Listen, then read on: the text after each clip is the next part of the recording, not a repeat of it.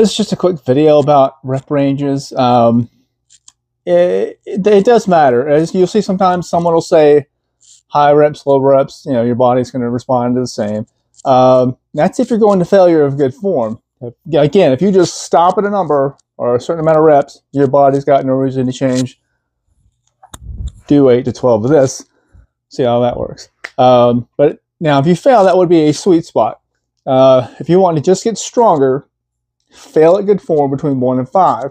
You'll be using your fast switch type 2 fibers, which are white because there's no oxygen carrying blood. It runs off adenosine triphosphate and creatine. So if you want to get strong but wiry because you're fatiguing relatively few fibers at a time, fail there. And for rest times, your first minute you'll get about 72% of your strength back. By 3, you're going to get all you're going to get without extended rest. So you're kind of spinning your wheels. You're letting everything just fatigue to recover. You may as well do that next set tomorrow for the good it's going to do you. But you'll lift heavy again because you're spinning your wheels. Now anywhere from 6 to 15, that'll be heavy enough to elicit your type 2 fibers for growth, which are about 22% bigger and thicker. So you increase the diameter of the muscle fibers, they'll fire fast with more force, but the set will last long enough. Now, time under tension will be whatever you fail at, it's going to be that long. So that's about 30 to 60 seconds. That way, your set's going to last long enough to go into your glycolytic range where you're using a combination of carbs and fats. You're not only innervating and stimulating more muscle fibers, your fast switch type 2, white or anaerobic fibers, and your type 1 aerobic fibers, the red fibers that are slow twitch. So you're maximizing the amount that your body's innervating.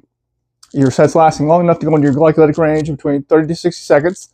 When you're using carbs, a result in waste product, lactic acid, and that lactate is what's inducing your surge of anabolic hormones, testosterone, growth hormone, and insulin growth factor 1.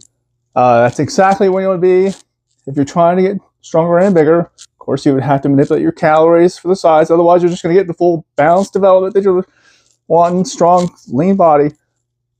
Anybody can train that way. Your muscles will respond the same. Now, 15 plus, a weight that you can handle in that many reps or very slowly.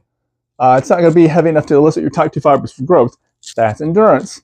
You can train your muscles to get smaller and weaker the same way you're trying to get them bigger or stronger. So a smaller muscle has more endurance. This is why there's a difference between marathon runners and sprinters, because their effort is about 30 to 60 seconds, like for a 100-yard dash. But anything longer than that, your body would begin breaking down the amino acids from your muscles to convert into glycogen through gluconeogenesis. Take it to the extreme, it'll start taking it from your vital organs, it'll leach calcium from your bones to combat the cortisol. But you hopefully aren't going to get that way on purpose.